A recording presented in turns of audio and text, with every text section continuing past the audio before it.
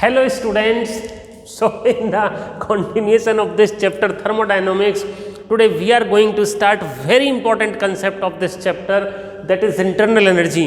So after covering so many things in thermodynamics like zeroth law of thermodynamics, thermal equilibrium in thermodynamics, a different kind of process like isothermal process, adiabatic process, and various kind of relations between pressure, volume and temperature in these two process. Now a completely new topic, new parameter starts, that is internal energy. सो ये internal energy हम heat के chapter में और thermodynamics के chapter में ही study करते हैं, because heat is a form of internal energy. First day जब मैंने थर्मल प्रॉपर्टीज शुरू किया था और मैंने हीट का आपको इंट्रोडक्शन दिया था, तो मैंने कहा था heat is a form of internal energy. Basically ये मॉलिक्यूल्स और एटम्स की एनर्जी होती है. तो अब ये इंटरनल एनर्जी होती क्या है? ये बेसिकली एटम्स और मॉलिक्यूल्स की एनर्जी होती है mainly due to their motion and configuration. So किसी भी मटेरियल की जो थर्मल एनर्जी है वो थर्मल एजिटेशन की वजह से होती है, वो थर्मल स्टेट की वजह से होती है, वो टेम्परेचर की वजह से होती है. Temperature is the major cause of thermal energy. अब उसमें क्या होता है, उसमें वो कहाँ से आती है, थर्मल एनर्जी आती कहाँ से है? तो जो एटम्स और मॉलिक्यूल्स और जो पार्टिकल्स हैं उनके पास अपनी काइनेटिक एनर्जी होती है. और अगर हमारी गैस आइडियल नहीं है तो पोटेंशियल एनर्जी भी होगी. तो हम अपनी आइडियल गैस को लेकर बात करते हैं तो हम यही कहते हैं कि किसी भी सबस्टांस के, स्पेशली गैस के जो मॉलिक्यूल्स हैं, they are always in random motion, so they have their kinetic energy because of their thermal condition. तो जो थर्मल एनर्जी है बिकॉज ऑफ द मोशन, इसीलिए काइनेटिक एनर्जी का सीधा रिलेशन टेम्परेचर के साथ आप next chapter kinetic theory of gases में देखेंगे भी. तो अब मैं आपको बताने जा रहा हूं कि इंटरनल एनर्जी क्या होती है, और इंटरनल एनर्जी का थर्मोडायनेमिक्स में इस चैप्टर में काफी बड़ा रोल है. So internal energy is basically the energy of a gas, okay, due to its molecules on account of their motion and configuration. So this is the energy possessed by molecules of a gas. किसी भी gas के molecules की जो energy होती है वो internal energy होती है, क्योंकि मॉलिक्यूल और एटम्स और particles are the internal content, internal factor. Okay, so energy of a gas due to their motion and configuration, मतलब मॉलिक्यूल्स की एनर्जी. मॉलिक्यूल के पास कहाँ से एनर्जी? मॉलिक्यूल्स के पास काइनेटिक एनर्जी है बिकॉज ऑफ देयर मोशन, और पोटेंशियल एनर्जी भी है बिकॉज ऑफ देयर कॉन्फ़िगरेशन. तो जो इंटरनल एनर्जी है हमारा, internal energy is the sum of internal kinetic energy and internal potential energy. So यहाँ पर मैं इस U को as a sum of two internal energy लिख सकता हूँ. U is equal to UKE plus UPE. अब होता क्या है, मैं आपसे बार बार कह रहा हूँ कि हम आइडियल गैस को लेकर काम करेंगे. अब आइडियल गैस की मैंने आपको एक कंडीशन बताई कि ऐसी गैस जिसके मॉलिक्यूल्स के बीच में कोई इंटरेक्शन नहीं होता, I mean there is no force between the molecules of a gas. तो जब फोर्स नहीं है और F is equal to minus du/dr, ये बहुत इंपॉर्टेंट है, बहुत काम की चीज है. कई सारे न्यूमेरिकल सॉल्व कर देते हैं हम इससे. F is equal to minus du/dr. तो जब कोई फोर्स नहीं है तो इंटरनल एनर्जी ये जीरो होगी potential energy. So ideal gas के मॉलिक्यूल्स की कोई पोटेंशियल एनर्जी नहीं होती. आइडियल गैस के मॉलिक्यूल्स की इंटरनल एनर्जी उसकी केवल काइनेटिक एनर्जी की फॉर्म में होती है. तो यहाँ पर लिखा है in case of an ideal gas internal energy is in the form of internal kinetic energy. अब ये डिपेंड किस पे करती है? मैं आपको बार बार बता रहा हूँ, internal energy is on account of motion, और मोशन से कौन रिलेटेड है? Temperature. Kinetic interpretation of temperature, जो मॉलिक्यूल्स की काइनेटिक एनर्जी है गैस की, वो टेम्परेचर की वजह से है. तो internal energy is a function of temperature. बहुत इंपॉर्टेंट रिजल्ट है, बहुत काम आएगा. Internal energy depends on the temperature of a gas and state. कोई गैस किसी पर्टिकुलर स्टेट में है और आप उस गैस को उस स्टेट से दूसरी स्टेट में लेके जाते हैं, तो स्टेट चेंज होने पर इंटरनल एनर्जी चेंज होगा. अगर प्रोसेस करके आप फिर से सिस्टम को उसी स्टेट में ले आए, जिसको कि हम साइक्लिक प्रोसेस बोलते हैं, तो साइक्लिक प्रोसेस में इंटरनल एनर्जी में कोई चेंज नहीं होता. साइक्लिक प्रोसेस में इंटरनल एनर्जी में कोई चेंज नहीं होता, क्योंकि साइक्लिक प्रोसेस में थर्मोडायनामिक सिस्टम घूम फिर के वापस अपनी उसी इनिशियल स्टेट में आ जाता है. और इंटरनल एनर्जी किस पर डिपेंड करती है? इंटरनल एनर्जी डिपेंड करती है इनिशियल और फाइनल स्टेट पर और टेम्परेचर पर। ओके, तो ये हमारा इंटरनल एनर्जी का इंट्रोडक्शन हो गया।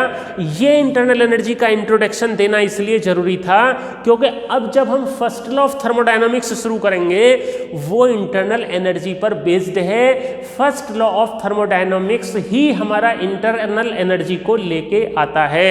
इंटरनल एनर्जी का जो इंट्रोडक्शन है that was given in first law of thermodynamics. तो दो फिजिकल क्वांटिटी को इंट्रोड्यूस कराते हैं। 0th law of thermodynamics introduces the concept of temperature and first law of thermodynamics introduces the concept of internal energy. तो first law of thermodynamics देखिए क्या है। ये लॉ ऑफ थर्मोडायनामिक्स बेसिकली सब energy conservation ही होते हैं। चाहे तो फ्लूइड डायनामिक्स के अंदर हम ले लें बर्नौली थ्योरम को, वो भी एनर्जी कंजर्वेशन है, और चाहे हम फर्स्ट लॉ ऑफ थर्मोडायनामिक्स को लें, ये भी एनर्जी कंजर्वेशन का दूसरा फॉर्म है।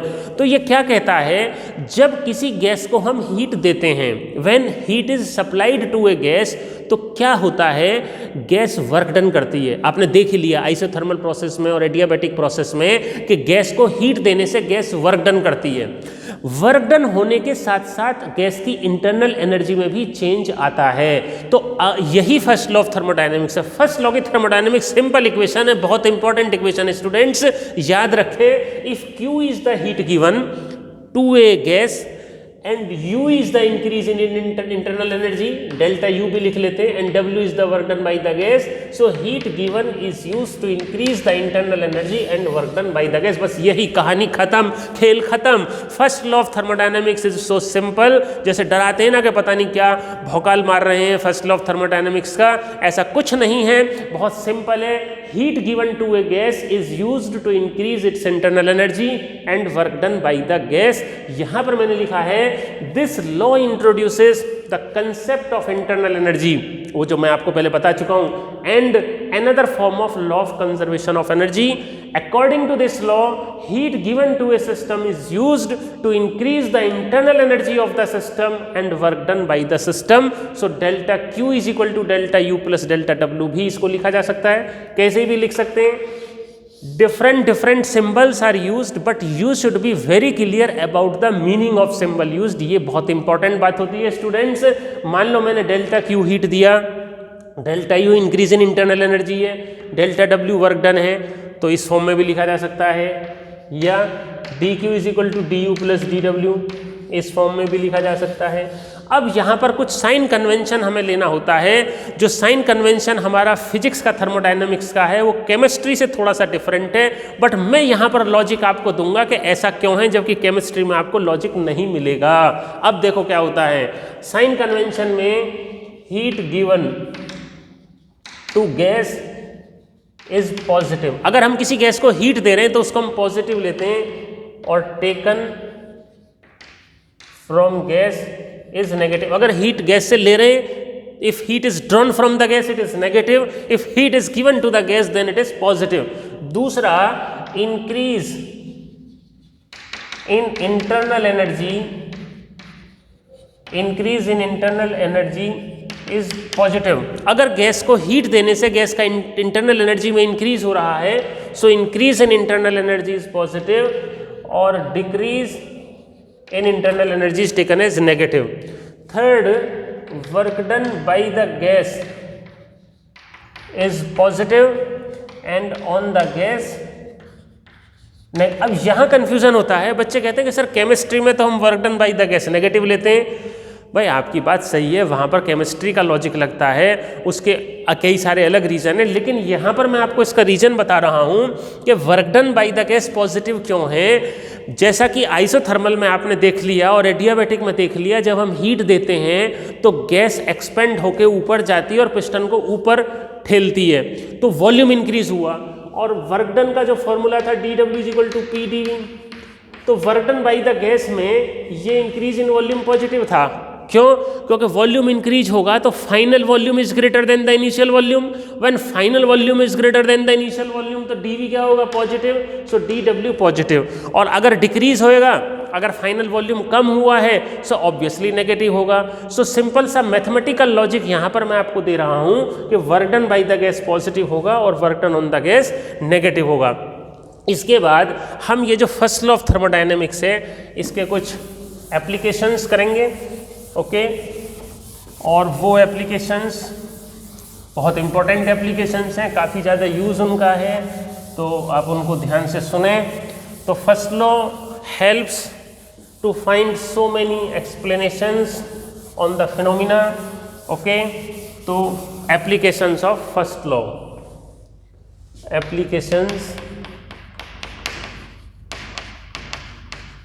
applications of first law of thermodynamics, first law of thermodynamics. जो सबसे पहला एप्लीकेशन है वही सबसे ज़्यादा इंपॉर्टेंट है, relation between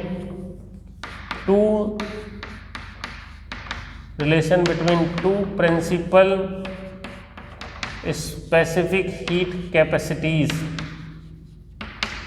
specific relation between two principal, मेरे को यहाँ लिखना चाहिए molar heat capacities, two principal molar heat capacities of gas, Cp minus Cv is equal to R। ये डेरिवेशन हमें करनी है और फर्स्ट लॉ को यूज करके करनी है। इसको हम मेयर्स फॉर्मूला भी बोलते हैं, this is also called Mayer's formula, this is also called Mayer's formula, okay. So Cp minus Cv is equal to R। So जब मैं आपको थर्मल प्रॉपर्टीज़ में मैं मोलर हीट कैपेसिटी, मैंने थोड़ा सा इंट्रोडक्शन आपको दिया था स्पेसिफिक हीट कैपेसिटीज़ का, ओके। तो स्पेसिफिक हीट कैपेसिटी का जब इंट्रोडक्शन में दे रहा था तो मैंने आपको मोलर हीट का भी दे दिया था कि भाई जनरली गैस के केस में नंबर ऑफ मोल्स हम लेते हैं, और जब नंबर ऑफ मोल्स लेते हैं तो वहाँ पर स्पेसिफिक हीट कैपेसिटी की बजाय मोलर हीट कैपेसिटी आती है। तो गैस की दो मोलर हीट कैपेसिटी होती हैं, एक होती है molar heat capacity at constant pressure Cp और दूसरी होती है molar heat capacity eight constant volume Cv। तो Cp is greater than Cv, ये भी मैंने आपको बताया था कि जो कांस्टेंट प्रेशर पर है वो 1 डिग्री सेल्सियस टेम्परेचर तो राइज करती है, वो पिस्टन को भी ऊपर ठेलती है, तो इसलिए Cp ग्रेटर होती है और इनका relation Cp minus Cv is equal to R, और R is universal gas constant, ये हम ड्राइव करेंगे। तो इसको ड्राइव करने के लिए मैं क्या करता हूँ स्टूडेंट्स, 1 ग्राम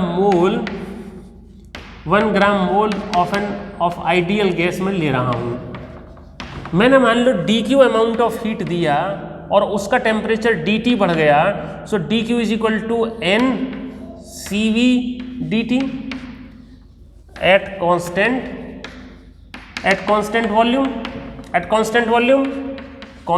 वॉल्यूम पर 1 ग्राम मोल ऑफ गैस को dq हीट देने पर उसका टेम्परेचर dt रेज कर गया। अब फर्स्ट लॉ में अगर लगाऊं, सो फर्स्ट लॉ क्या कहता है मेरा, dq is equal to du plus dw, dq is equal to du plus dw, और dw is equal to pdv, और ये तो जीरो हो गया, सो ये क्या हो गया, so dq is equal to du, तो यहाँ से मेरा du के बराबर आ गया Cv dt। ये मेरी, इसको फर्स्ट इक्वेशन ले लेता हूँ मैं, okay, du is equal to Cv dt। तो सिंपल सा मैंने एजम्पशन लिया, Q is equal to ms delta T हम लेते हैं किसी भी सबस्टांस के लिए, गैस के लिए हम ले लेंगे Q is equal to NC delta T, मतलब नंबर ऑफ मोल्स ले लेंगे, और मैंने गैस का 1 मोल लिया, और मैंने गैस का 1 मोल लेके उसको मैंने हीट दिया और उसका टेम्परेचर dt अमाउंट से इंक्रीज कराया, और मैंने ये काम कराया कांस्टेंट वॉल्यूम पर। अब यही काम मैं कांस्टेंट प्रेशर पर करा रहा हूँ, एट कांस्टेंट प्रेशर। अब ये ध्यान रखना है कि टेम्परेचर में चेंज में सेम ले रहा हूँ, at constant pressure same change in temperature में सेम चेंज है dt। तो ऑब्वियस सी बात है कि प्रेशर को कांस्टेंट रखते हुए अगर 1 ग्राम मोल गैस का टेम्परेचर भी इक्वल अमाउंट से चेंज करना है तो मुझे दूसरी हीट देनी होगी ना, dq dash is equal to 1 Cp dt, okay. So dq dash is equal to Cp dt। अब देखो जरा फर्स्ट लॉ क्या है, अब फिर मैं फर्स्ट लॉ को लाता हूँ। तो फर्स्ट लॉ में क्या है, dq is equal to du plus dw, okay. So dq हो गया मेरा Cp dt, ये dq डैश क्या हो गया, dq dash is equal to du dash plus dw dash Cp dt plus du Cp dt is equal to du dash plus P D V. अब इसको देखते हैं ये कितना आता है।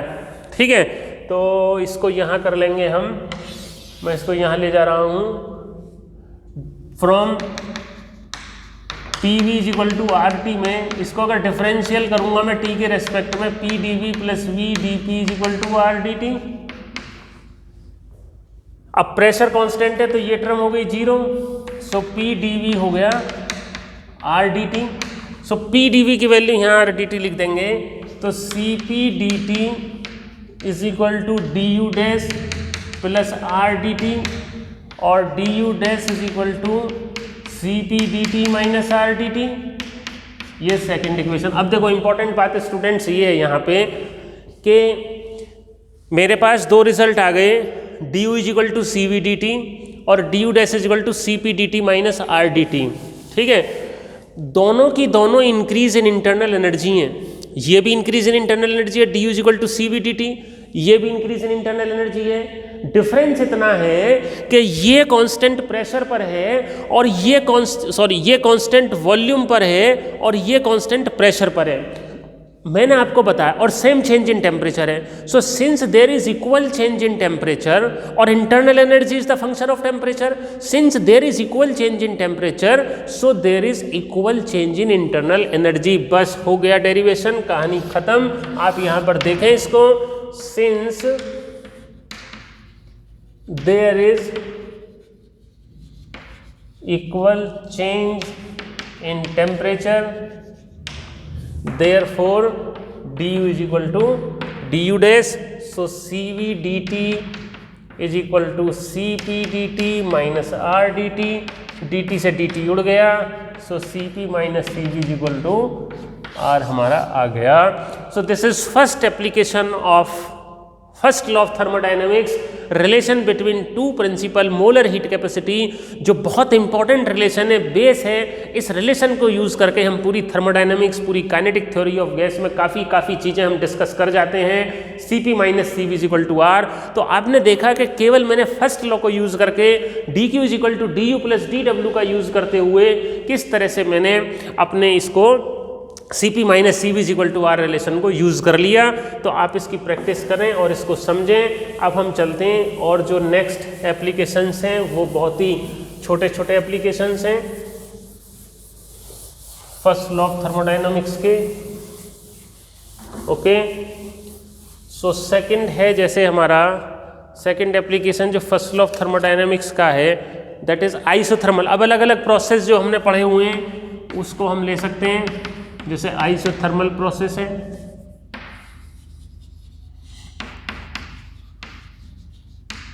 अब आइसोथर्मल प्रोसेस है, जैसे फर्स्ट लॉ है D Q is equal to D U plus D W. Isothermal में टेम्परेचर कांस्टेंट है तो इंटरनल एनर्जी में कोई चेंज नहीं होगा। तो इसका मतलब क्या हो गया, जितनी हीट दोगे वो सारी की सारी क्या करेगी, वो सारी की सारी वर्क डन में यूज हो जाएगी। मतलब आइसोथर्मल प्रोसेस में किसी भी गैस को जो हीट सप्लाइड होती है that is entirely used in work done. Second मान लो एडियाबैटिक प्रोसेस है, ठीक है।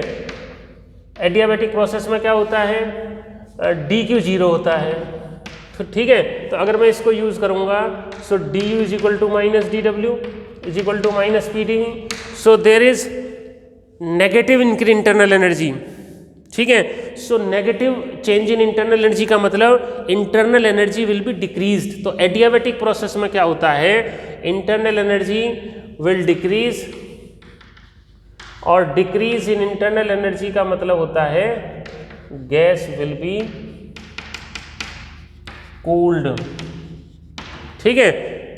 सेकंड हो गया, थर्ड हो गया एडियाबैटिक, और इसके बाद फोर्थ जैसे मेल्टिंग है।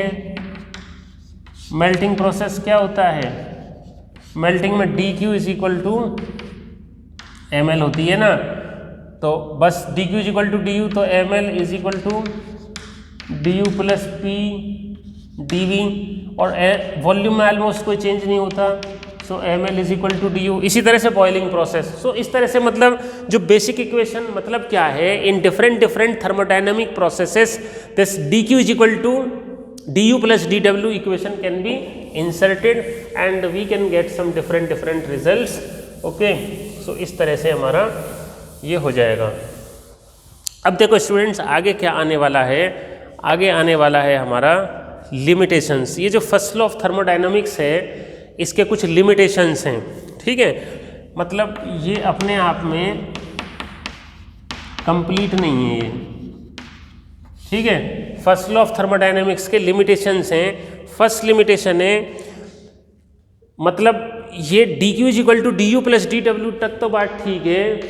ये पहला जो लिमिटेशन है, it can not tell the direction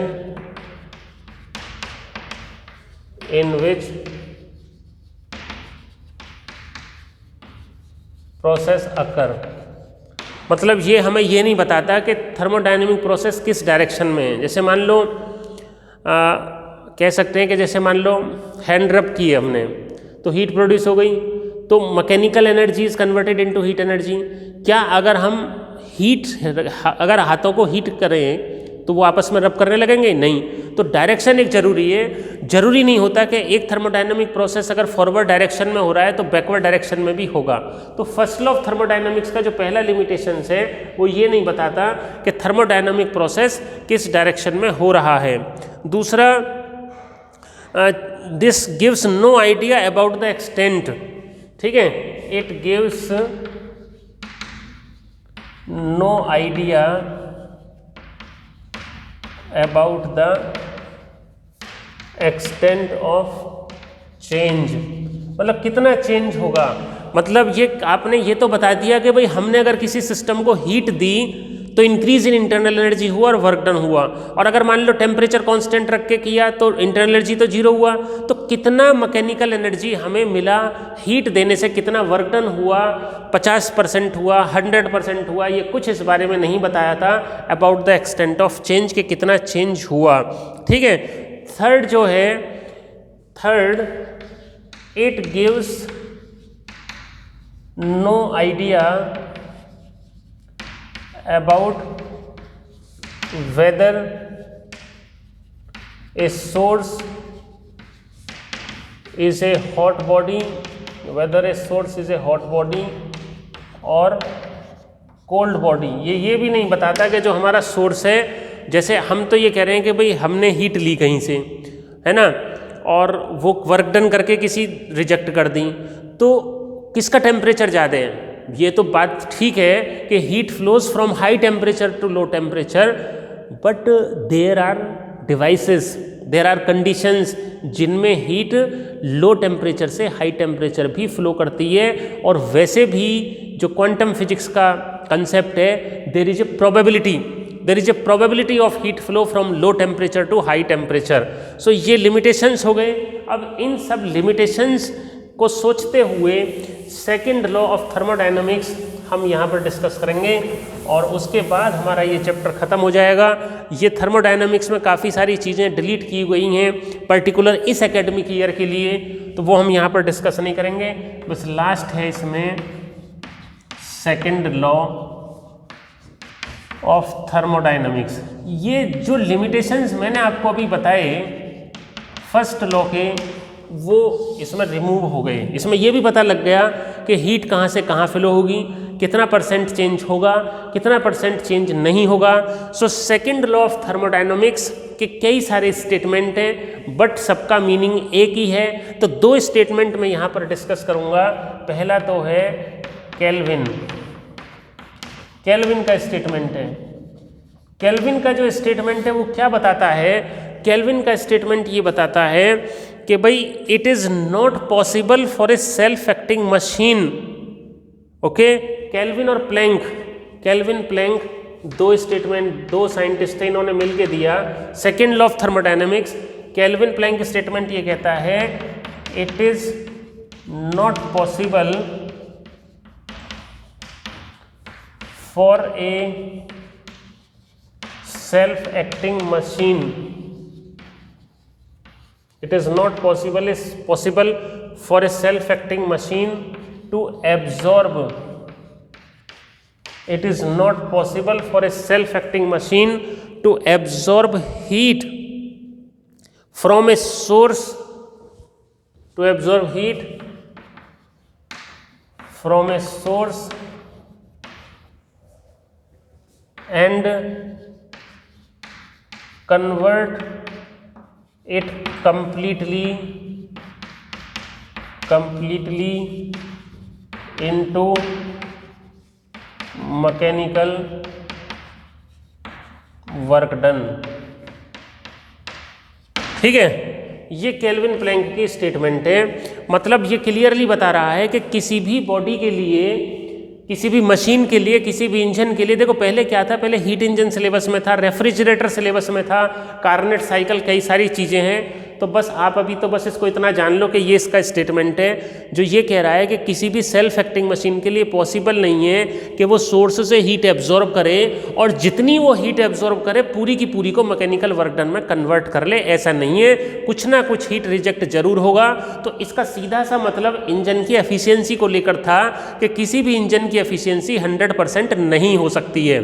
तो ये स्टेटमेंट आप ध्यान रखें। जो सेकंड स्टेटमेंट था वो था Clausius statement. Clausius was another scientist, उसने भी एक स्टेटमेंट दिया, क्लॉसियस स्टेटमेंट। ये क्लॉसियस स्टेटमेंट क्या था?